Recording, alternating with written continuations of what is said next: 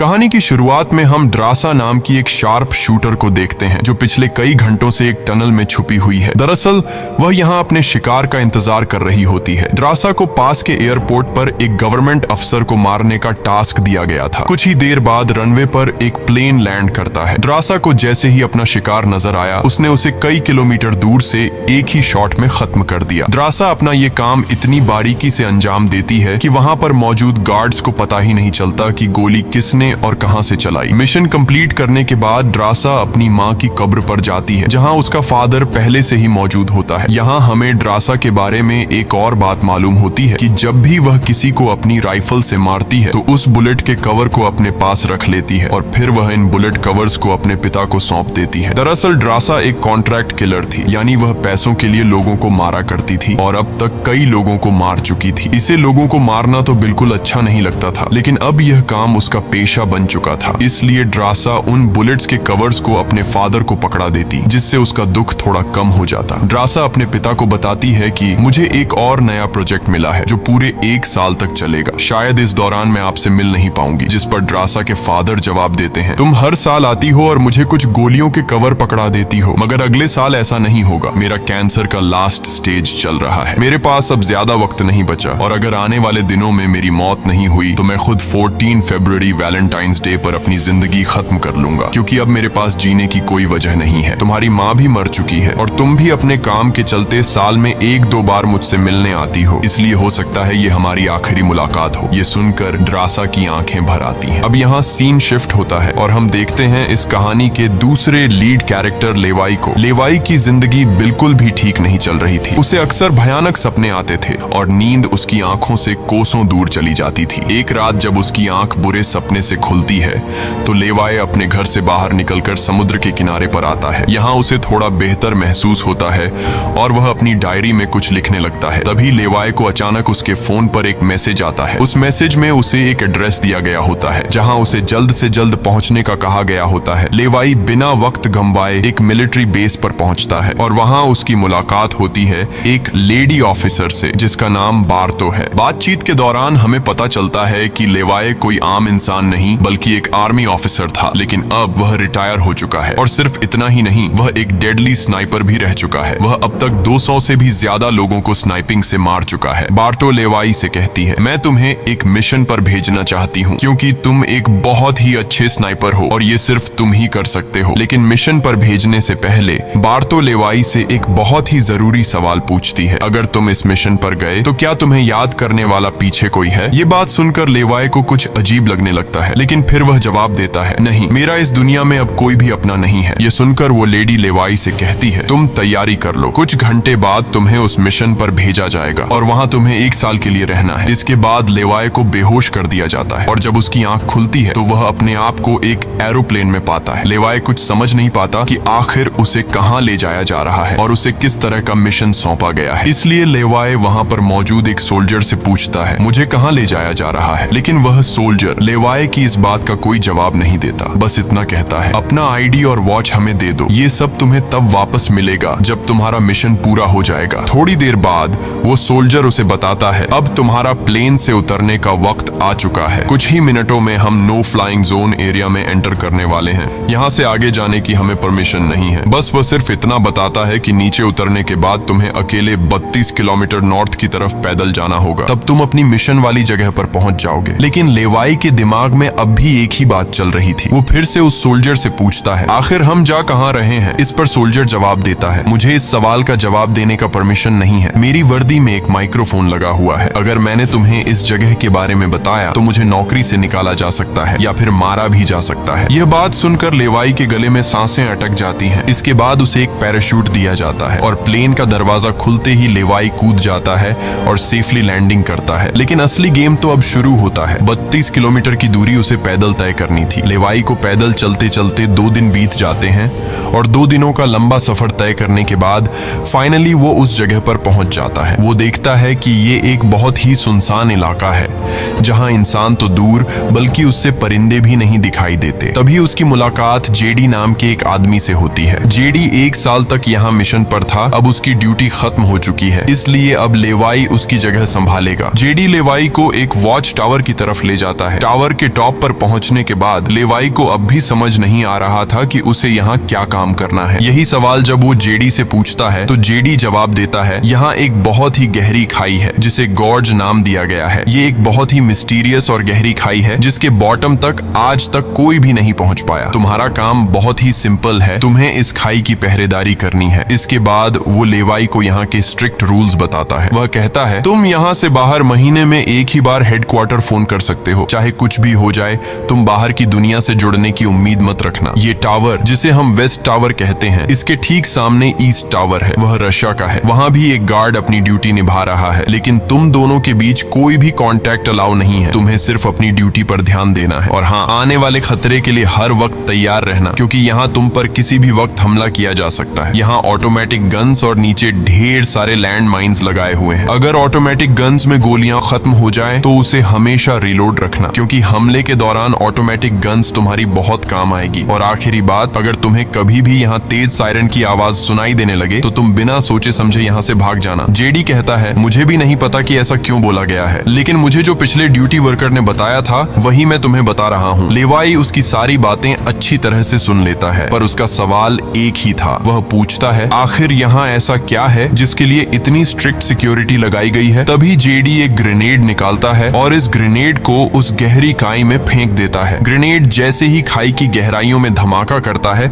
वहां से एक अजीब भयानक आवाज गूंजने लगती है। वो आवाज किसी इंसान की बिल्कुल भी नहीं थी, वो किसी ऐसी चीज की थी जो अंधेरे में छुपी थी। जेडी लेवाई की तरफ देखता है और कहता है, ये आवाज जो तुम सुन रहे हो, ये उन क्रीचर्स की है जिन्हें हम होलोमैन कहते हैं। ये क्रीचर्स इस घड़े के अंदर रहते हैं और तुम्हारी यहाँ पर ड्यूटी ये है कि इस घड़े के अंदर से किसी भी क्रीचर को बाहर निकलने नहीं देना है। कहा जाता है कि 1940 में यूएस आर्मी के 2400 आर्मी सोल्जर्स को इस गड्ढे के अंदर भेजा गया था, ताकि यह सोल्जर्स उस गड्ढे के अंदर मौजूद सभी क्रीचर्स को खत्म कर सकें। लेकिन आज तक उनमें से एक भी जिंदा सोल्जर वापस लौट कर नहीं आया। और अब जेडी लेवाई को पूरी इंफॉर्मेशन, हर एक चीज का बताकर घर वापस जाने की तैयारी करने लगा, क्योंकि उसने यहाँ 1 साल की ड्यूटी पूरी कर दी। अब लेवाई को यहाँ 1 साल तक ड्यूटी देनी थी। जेडी लेवाई को अलविदा कहकर यहाँ से निकल पड़ता है। वो बहुत खुश था क्योंकि 1 साल बाद वह घर जाने वाला था, लेकिन उसे पता नहीं था कि आगे उसके साथ कुछ ऐसा होने वाला है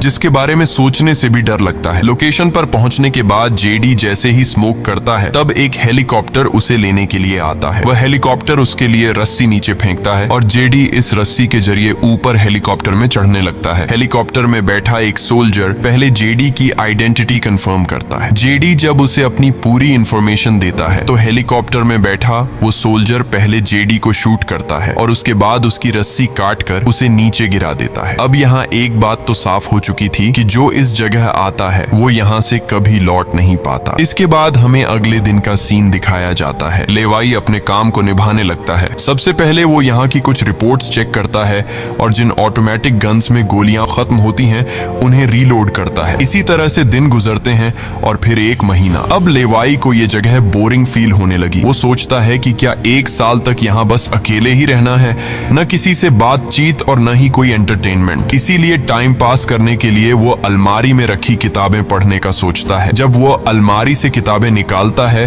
तो अचानक उसकी नजर अलमारी के पीछे की दीवार पर पड़ती है। उस दीवार पर कुछ नोट्स लिखे होते हैं। ये उन सभी लोगों के नोट्स थे जो इससे पहले इस टावर में अपनी ड्यूटी कर चुके थे। हर नोट में डर, अकेलापन और होलोमैन के खतरों का जिक्र था। एक दिन लेवाई को वेस्ट टावर से मशीन चलने की आवाज आती है। लेवाई जल्दी से अपने टेलीस्कोप से दूर से ईस्ट टावर को देखने की कोशिश करता है और तभी उसे एक लड़की दिखाई देती है। और ये लड़की कोई और नहीं बल्कि ड्रासा होती है, जो कि उसकी अच्छी स्नाइपिंग की वजह से उसे इस टावर पर ड्यूटी दे दी गई थी। ड्रासा की खूबसूरती देखते ही लेवाई की नजरें उस पर जम जाती हैं, लेकिन लेवाई उससे बात नहीं कर पाता क्योंकि ऐसा करना रूल्स की खिलाफ वर्जी थी और ड्रासा को भी वेस्ट टावर में बैठे लेवाई के बारे में पता चल चुका था। अब इसी तरह से दिन गुजरते हैं और ये दोनों सोचते हैं कि क्या हमें एक दूसरे से बात करनी चाहिए या नहीं। कुछ दिन बाद ड्रासा का जन्मदिन आता है। अकेलेपन में घिरी हुई ड्रासा को लगता है कि उसे किसी से बात करनी चाहिए। वो लेवाई से बात करने की कोशिश करती है। ड्रासा एक व्हाइट बोर्ड के जरिए लेवाई से पूछती है, तुम्हारा नाम क्या है? इस पर लेवाई को रूल्स याद आते हुए कहता है कि नाम बताना अलाउड नहीं है, लेकिन ड्रासा मुस्कुराते हुए अपना नाम बताती है, मेरा नाम ड्रासा है। लेवाई भी ज्यादा न सोचते हुए अपना नाम बता देता है। ड्रासा बताती है कि आज मेरा बर्थडे है और ड्रासा अपने बर्थडे को सेलिब्रेट करते हुए डांस करने लगती है। ड्रासा लेवाई से पूछती है, क्या तुम्हें डांस करना आता है? लेवाई बताता है, नहीं, मुझे डांस करना बिल्कुल भी नहीं आता। जिस पर ड्रासा पूछती है, तो फिर तुम्हें क्या करना आता है? लेवाई जवाब देते हुए बोर्ड पर लिखता है, मैं शूटिंग थोड़ी बहुत अच्छी कर लेता हूँ। यहाँ ड्रासा उसकी शूटिंग स्किल्स चेक करने के लिए अपने टावर पर एक छोटी सी बॉटल उसके सामने रख देती है और लेवाई अपने टारगेट को निशाने पर रखते हुए एक ही गोली में उस बॉटल को फोड़ देता है। अब यहाँ ड्रासा भी पीछे रहने वाली नहीं थी। वह भी अपनी शूटिंग स्किल्स को दिखाते हुए लेवाई के टावर में रखी एक छोटी सी बॉटल को बिल्कुल परफेक्ट शूट कर लेती है, जिससे लेवाई को पता चलता है कि ड्रासा कोई आम लड़की नहीं बल्कि वह एक डेडली स्नाइपर है। धीरे धीरे दोनों की बातचीत बढ़ने लगती है। ड्रासा और लेवाई एक दूसरे को समझने लगते हैं, लेकिन तभी जब ये दोनों बातचीत में मसरूफ होते हैं, ड्रासा की नजर अचानक नीचे गड्ढे की तरफ जाती है। वो देखती है कि नीचे से कुछ भयानक क्रीचर्स यानी होलोमैन तेजी से वेस्ट टावर की तरफ चढ़ रहे हैं। वह जल्दी से लेवाई को अलर्ट करती है, नीचे देखो, तुम्हारी तरफ कुछ क्रीचर्स बढ़ रहे हैं। लेवाई जैसे ही नीचे देखता है, उसकी आंखें चौंक जाती हैं। नीचे सिर्फ एक या दो नहीं बल्कि हजारों क्रीचर्स ऊपर की ओर बढ़ रहे होते हैं। वो बिना वक्त गंवाए अपनी स्नाइपर राइफल उठाता है और एक एक करके क्रीचर्स को शूट करने लगता है, लेकिन क्रीचर्स की तादाद इतनी ज्यादा होती है कि लेवाई उन्हें अकेले संभाल नहीं पाता। इसलिए ड्रासा भी अपनी मशीन गन से गोलियां बरसाने लगती है। अब वेस्ट टावर यानी ड्रासा की तरफ भी क्रीचर्स बढ़ने लगे। ये दोनों अपनी अपनी साइड से इन क्रीचर्स को मारने लगते हैं, लेकिन तभी लेवाई देखता है कि एक क्रीचर ऊपर ड्रासा के टावर तक पहुंच चुका है और वह क्रीचर जैसे ही ड्रासा पर हमला करने वाला होता है तो लेवाई ईस्ट टावर से अपनी जबरदस्त स्नाइपिंग स्किल्स का इस्तेमाल करते हुए उस क्रीचर को मार गिराता है। अब लेवाई और ड्रासा दोनों को एहसास हो जाता है कि इस खतरनाक जगह में अगर जिंदा रहना है तो उन्हें मिलकर लड़ना होगा। सब कुछ संभालने के बाद ड्रासा बताती है, ये मेरी लाइफ का सबसे बेस्ट बर्थडे था। अगली सुबह लेवाई नीचे लगी लैंड माइंस को ठीक करता है और ऑटोमेटिक गन को रीलोड करता है। तभी अचानक खाई के अंदर से एक ड्रोन निकलता है। वो ड्रोन कुछ सेकंड्स तक लेवाई की तरफ देखता है। ड्रोन अजीब तरीके से स्कैन करता है। ये देखकर लेवाई हैरान रह जाता है और उसे कुछ समझ नहीं आता कि ये ड्रोन क्यों और किसके लिए भेजा गया था। इस तरह से दिन गुजरते हैं और फिर महीने। इन दोनों की आपस में दोस्ती होने के बाद अब उनके दिन अच्छे गुजर रहे थे और अब उन्हें अकेलापन बिल्कुल भी महसूस नहीं होता था। पर एक दिन ड्रासा बहुत ज्यादा सैड होती है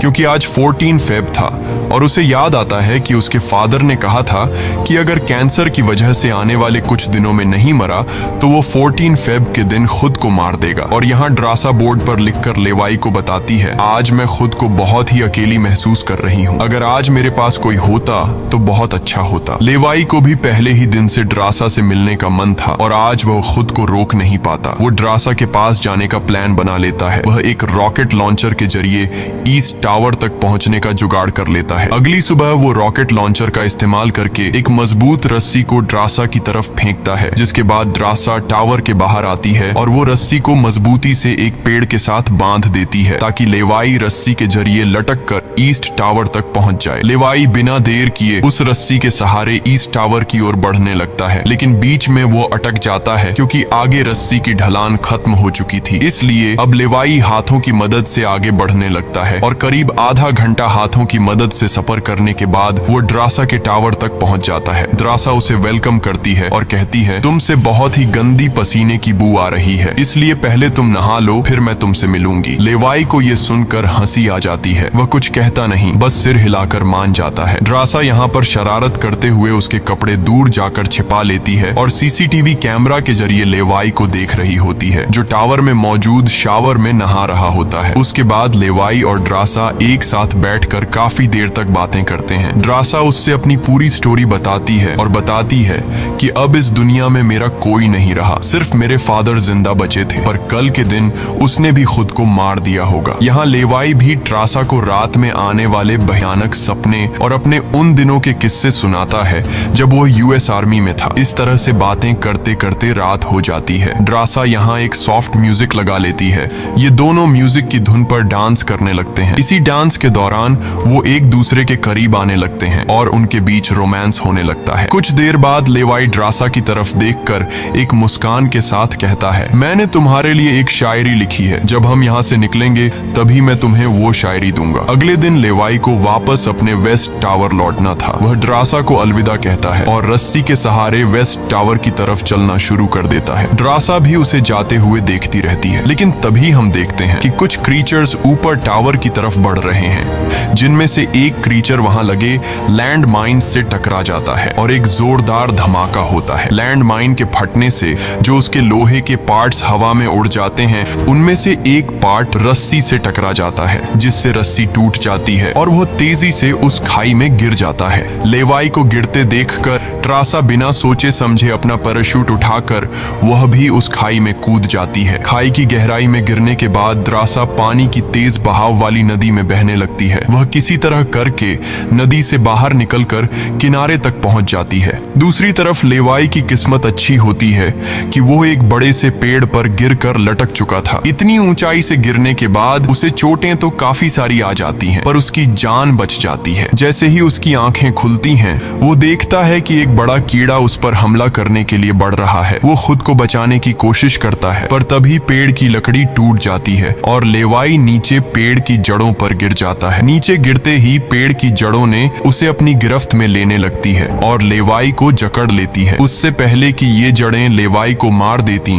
वहां ट्रासा पहुंच जाती है। वो जल्दी से चाकू निकालकर इन जड़ों को काटने लग जाती है, जिससे लेवाई आजाद हो जाता है। इसके बाद लेवाई और ट्रासा चारों ओर देखने लगते हैं। हर तरफ सन्नाटा और डर का माहौल छाया होता है। तभी अचानक पेड़ों की आड़ से कुछ क्रीचर्स निकलकर उन पर हमला कर देते हैं। यहाँ उनके बीच एक बड़ी फाइट होने लगती है। लेवाई अपनी बंदूक संभालता है और पहली गोली सीधे एक क्रीचर के सर में मारता है। एक के बाद एक दोनों ने मिलकर दोनों क्रीचर्स को खत्म कर दिया। यहाँ लेवाई की नजर क्रीचर की डेड बॉडी पर पड़ती है। वह देखता है कि क्रीचर ने वही आर्मी वर्दी पहन रखी थी जो किसी जमाने में अमेरिकन सोल्जर्स की होती थी। ये देखकर लेवाई के रोंगटे खड़े हो जाते हैं। तभी उसे जेडी की वो बातें याद आती हैं, जब उन्होंने बताया था कि 1940 में 2400 सोल्जर्स के एक बड़े ग्रुप को इस खाई में भेजा गया था और वो सैनिक कभी वापस नहीं लौटे थे। उसके बाद लेवाई और ट्रासा एक अजीब भयानक सी जगह पर पहुंच जाते हैं। यहाँ का मंजर किसी बुरे सपने जैसा था। हर तरफ इंसानों के सड़े गले शरीर पड़े थे और सबसे अजीब बात यह थी कि इन शरीरों के अंदर से पेड़ पौधे उग आए थे। ऐसा लग रहा था जैसे कोई जानलेवा वायरस ने इस जगह को अपनी गिरफ्त में ले लिया हो। तभी अचानक पेड़ों के बीच से कुछ हलचल होती है। लेवाई और ट्रासा समझ जाते हैं कि क्रीचर्स एक बार फिर उनका पीछा कर रहे हैं। डर के मारे यह दोनों तेजी से भागने लगते हैं और एक टूटी फूटी चर्च में घुस जाते हैं। दरवाजा बंद करने के बाद सामने उन्हें एक अजीब सा नजारा दिखता है। हर तरफ इंसानों की लाशें पड़ी हुई थीं। उनकी हालत देखकर ऐसा लग रहा था जैसे उन्होंने खुद अपनी जान ले ली हो ताकि इस वायरस से बच सकें। अचानक एक बड़ी मकड़ी ट्रासा के ऊपर कूद पड़ती है और ढेर सारी और भी मकड़ियां निकल आती हैं। ये मकड़ियां साइज में काफी बड़ी होती हैं। जैसे ही स्पाइडर उन पर हमला करता है, लेवाई और ट्रासा मिलकर उसे खत्म कर देते हैं। दूसरी तरफ चर्च का दरवाजा वो क्रीचर तोड़कर अंदर आ जाते हैं। लेवाई और ट्रासा अपनी जान बचाने के लिए उन पर फायरिंग शुरू कर देते हैं और जैसे तैसे करके उनसे अपनी जान छुड़ाकर चर्च से बाहर निकल आते हैं। तभी लेवाई की नजर सामने पहाड़ में बनी एक पुरानी सुरंग पर पड़ती है। वह दोनों फौरन उस सुरंग के अंदर घुस जाते हैं। अंदर जाकर उन्हें पता लगता है कि असल में यह एक पुरानी लैब है। यहाँ हर जगह टूटी फूटी कांच, मशीन्स और पुराने जंग लगे हुए कंटेनर्स पड़े थे। यहाँ लेवाई को एक पुराना डीवीडी कैसेट मिलता है। लेवाई डीवीडी को प्ले करता है और स्क्रीन पर एक लड़की नजर आती है। वह लड़की कहती है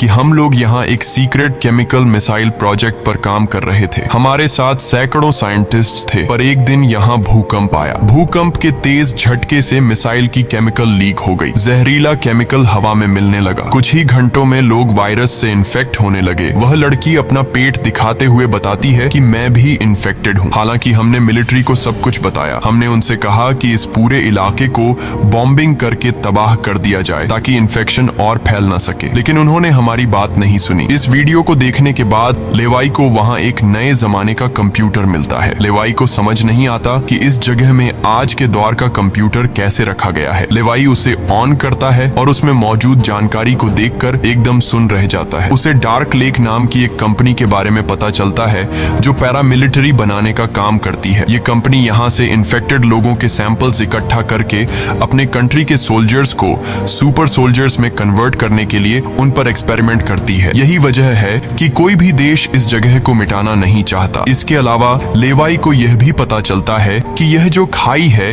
यहाँ पर एक बहुत ही बड़ा मिसाइल है जिसकी एक्टिवेशन पर जब वो हटेगा तो 4.2 किलोमीटर की लंबाई में सब कुछ मिटा देगा। लेवाई और ट्रासा ये सारा राज समझ जाते हैं। उन्हें पता चल जाता है कि जिस लेडी बार्तो ने उन्हें यहाँ भेजा था वही इस जगह की ओनर है और वो इस जगह का गलत इस्तेमाल कर रही है। और इस जगह को सीक्रेट रखने के लिए लेडी बार्तो हमेशा ऐसे इंसान को यहाँ पर ड्यूटी के लिए चुनती थी जिसका पीछे कोई पूछने वाला नहीं हो, और उस इंसान को यहाँ साल भर ड्यूटी करने के बाद मार दिया जाता, जिस तरह से जेडी को मार दिया गया था, ताकि वो बाहर आकर दुनिया को इस जगह के बारे में नहीं बता सके। ये सब जानने के बाद जैसे ही ये दोनों वहाँ से निकलते हैं तभी एक घुड़सवार क्रीचर ट्रासा को रस्सी से जकड़कर अपने साथ ले जाता है। लेवाई ट्रासा की तलाश में यहाँ वहाँ भटकता है, लेकिन उसे ट्रासा कहीं दिखाई नहीं दे रही थी। तभी लेवाई एक ऐसी जगह पर पहुंचता है जहां एक बड़ी मिसाइल रखी हुई थी। ये वही मिसाइल थी जिसके बारे में डार्क लेक कंपनी के कंप्यूटर से लेवाई को जानकारी मिली थी। लेवाई को सब कुछ साफ समझ आ चुका था। असल में वॉच टावर में पहले रह चुके लोग जब यह कहते थे कि अगर सायरन की आवाज सुनाई दे तो जितनी जल्दी हो सके यहाँ से भाग जाना चाहिए, वो दरअसल इस मिसाइल की ही बात कर रहे थे। दूसरी तरफ ट्रासा अब उस क्रीचर के कब्जे में थी। ट्रासा खुद को छुड़ाने की कोशिश करती है और जैसे तैसे करके वो खुद को छुड़ा लेती है। आजाद होते ही ट्रासा और क्रीचर के बीच फाइट छिड़ जाती है। लेवाई भी ट्रासा को ढूंढते ढूंढते वहां पहुंच जाता है और वह भी फौरन क्रीचर पर हमला कर देता है और ये दोनों मिलकर उसे आग लगाकर जला देते हैं। और अब बारी आती है इन लोगों की यहाँ से निकलने की, मगर आगे का रास्ता और भी ज्यादा मुश्किल था। जैसे ही लेवाई और ट्रासा आगे बढ़ते हैं सामने एक खतरनाक इलाका आता है जहाँ से निकलना एक बहुत ही बड़ा चैलेंज था। यहाँ इंसान और पौधे आपस में पूरी तरह से जुड़े हुए थे, जैसे कि वह किसी खतरनाक एक्सपेरिमेंट का नतीजा हो। खैर, ये लोग हर कदम को संभाल कर रखते हुए आगे बढ़ते हैं कि तभी ट्रासा का पैर फिसल जाता है, जिससे ये पौधे एक्टिवेट हो जाते हैं। वो ट्रासा को जकड़ लेते हैं, लेकिन यहाँ लेवाई हिम्मत दिखाते हुए आगे बढ़ता है और अपनी पूरी ताकत से ट्रासा को छुड़ा लेता है। वह बॉम्ब का इस्तेमाल करके वहां के पूरे प्लांट सिस्टम को उड़ा देता है। लेवाई ट्रासा को लेकर वहां से बाहर निकल आता है। थोड़ा सा आगे चलने के बाद उन्हें एक गैराज नजर आता है जहां पर एक गाड़ी खड़ी होती है। ये दोनों जल्दी से उस गाड़ी में बैठ जाते हैं और उस जगह से निकलने की कोशिश करने लगते हैं। आखिरकार कुछ दूरी तय करने के बाद उन्हें एक रस्सी नजर आती है जो ऊपर वॉच टावर तक जाती थी, लेकिन अब वो क्रीचर्स भी उनका पीछा करते हुए वहां तक पहुंच चुके थे। अब यहाँ रस्सी को हाथों से पकड़कर ये लोग अगर ऊपर चढ़ते तो ये क्रीचर्स इन्हें मार देते। इसलिए लेवाई समझदारी से काम लेते हुए जीप को रस्सी से बांधकर ऊपर चढ़ने लगते हैं। ये लोग जीप को इसलिए रस्सी से बांध लेते हैं ताकि ये दोनों जीप में बैठकर उनके हाथ क्रीचर्स के साथ लड़ने के लिए फ्री हों। वो क्रीचर्स उन पर हमला करते हैं और यहाँ उनके बीच एक बड़ी फाइट होती है, लेकिन वो क्रीचर्स तादाद में काफी ज्यादा थे, इसलिए वो इन पर भारी पड़ रहे थे। यहाँ लेवाई के दिमाग में एक आइडिया आता है। वह जीप की पेट्रोल टैंक इन क्रीचर्स पर लीक कर देता है, जिससे निकलने वाले तेल को आग लगाकर उन सभी क्रीचर्स को जला देता है और आखिर में ये लोग उस जीप की रस्सी काट कर उसे नीचे छोड़ देते हैं, जिससे वो सभी क्रीचर्स मारे जाते हैं। इस तरह से ये लोग फाइनली ऊपर चढ़ने में कामयाब हो जाते हैं। अब इन दोनों को पता चल चुका था कि अगर ये दोनों यहाँ साल भर ड्यूटी कर भी लें तब भी आखिर में इन दोनों को मार दिया जाएगा। इसीलिए अब ये दोनों एक बड़ा फैसला करते हैं कि अब वो इस जगह की रक्षा नहीं करेंगे बल्कि इस जगह को तबाह कर देंगे, ताकि इनकी तरह कोई दूसरा सोल्जर यहाँ पर न फंस सके और इस जगह का गलत इस्तेमाल बंद हो जाए। ये सब करने के बाद ये दोनों यहाँ से दूर जाकर एक नई जिंदगी की शुरुआत करेंगे। यहाँ ट्रासा कहती है, मेरे पास फ्रांस में छुपने के लिए एक जगह है, हम वहाँ जाकर शादी करेंगे और आगे की जिंदगी वहीं पर बिताएंगे। लेवाई ट्रासा की बात मान जाता है और अब वह कहता है, मुझे वापस अपने टावर पर जाना होगा। मैं वहाँ जाकर टावर में एक बॉम्ब फिट करूंगा और साथ ही इस मिसाइल को भी एक्टिवेट कर दूंगा, जिससे यह पूरी जगह तबाह हो जाएगी। जिसके बाद लेवाई रस्सी की मदद से अपने टावर तक पहुंच जाता है। इस बीच लेडी बार्तो लेवाई से कांटेक्ट करती है और सवाल करती है, क्या तुम इस गड्ढे के अंदर गए थे क्योंकि किसी ने हमारे कंप्यूटर को ऑन किया है। लेवाई यहाँ पर झूठ बोलकर बताता है, नहीं, मैं वहाँ नहीं गया था। लेकिन बार्तो जानती है कि लेवाई झूठ बोल रहा है। उन्होंने सिक्योरिटी कैमरास में सब कुछ देख लिया था कि लेवाई और ट्रासा दोनों गड्ढे के अंदर गए थे। फिर भी वो अपनी बात को आगे बढ़ाते हुए कहती है, अगर तुम नहीं गए तो फिर जाहिर सी बात है कि यह सारा काम उस वेस्ट टावर वाले गार्ड का है। तुम एक काम करो कि उस वेस्ट टावर वाले इंसान यानी ट्रासा को मार दो क्योंकि उसने रूल तोड़ा है। यहाँ लेवाई हाँ तो बोल देता है, लेकिन बार्तो को पता चल चुका था कि यह उसे नहीं मारेगा और वह समझ चुकी थी कि ये दोनों अब यहाँ से भागने वाले हैं और बाहर जाकर दुनिया को इस जगह के बारे में बता देंगे। इसीलिए वह खुद हेलीकॉप्टर में यहाँ पहुँचती है, लेकिन बार्तो के पहुँचने से पहले ये दोनों अपनी पूरी तैयारी कर चुके थे। लेवाई टावर से काफी दूर जाकर अपनी लाइफ का सबसे लंबा शॉट लेता है और सीधा उस टावर पर गोली मारता है जो सीधा नीचे मिसाइल से कनेक्ट था, जिससे एक तेज सायरन बजने लगता है। अब उनके पास टाइम कम था। ये दोनों तेजी से भागने लगते हैं क्योंकि जब मिसाइल फटेगी तो वह 4.2 किलोमीटर के एरिया को तबाह कर देगी। लेवाई और ट्रासा दोनों पूरी ताकत से जंगल की ओर भागने लगते हैं। ट्रासा अपनी जान बचाते हुए उस जगह से काफी दूर निकल जाती है, लेकिन लेवाई के पैर में चोट आई थी जिससे वह तेज नहीं भाग सकता था। दूसरी तरफ बार्तो को भी यह समझ आ चुका था कि जल्द ही मिसाइल ब्लास्ट होने वाला है। ठीक इसी वक्त मिसाइल एक्टिवेट हो जाती है और एक बहुत ही बड़ा धमाका होता है जिससे पूरी खाई तबाह होने लगती है। ये ब्लास्ट इतना भयानक था कि उसके लपटने और झटके दूर तक फैल गए, जिसमें बार्तो का हेलीकॉप्टर भी उस धमाके की चपेट में आ जाता है और वह वहीं मारी जाती है। ट्रासा ने तो 4.2 किलोमीटर का फासला तय कर लिया था, लेकिन लेवाई उस धमाके की लपेट में आ जाता है और धमाके से आने वाली तेज हवा उसे पानी में गिरा देती है। दूसरी तरफ खाई में सभी क्रीचर्स मारे जाते हैं। अब सिर्फ ट्रासा उस धमाके में जिंदा बच गई थी और वह एक ऊंची जगह पर खड़ी होकर लेवाई का इंतजार करने लगी। इंतजार करते करते रात हो जाती है, लेकिन लेवाई का कोई अता पता नहीं चलता। वो समझ जाती है कि अब लेवाई जिंदा नहीं रहा, जिसके बाद कहानी यहाँ से कुछ महीने आगे शिफ्ट होती है। ट्रासा लेवाई की लिखी हुई कविता को पढ़ती है। हर एक शब्द में उसे लेवाई की यादें महसूस होती हैं। आंखों में आंसू लिए वो अपने दिल को संभालने की कोशिश करती है। अब ट्रासा एक नई जिंदगी की शुरुआत करते हुए फ्रांस के एक होटल में वेट्रेस की जॉब करने लगती है, लेकिन फिर अचानक एक दिन ट्रासा के सामने लेवाई आकर खड़ा हो जाता है। वह जिंदा था। लेवाई को देखकर ट्रासा की आंखें खुली की खुली रह जाती हैं। वह खुशी के मारे दौड़कर लेवाई को गले लगाती है और इसी के साथ यह कहानी खत्म हो जाती है। अगर वीडियो आपको अच्छी लगी हो तो हमारे चैनल को सब्सक्राइब और वीडियो को लाइक जरूर कीजिएगा।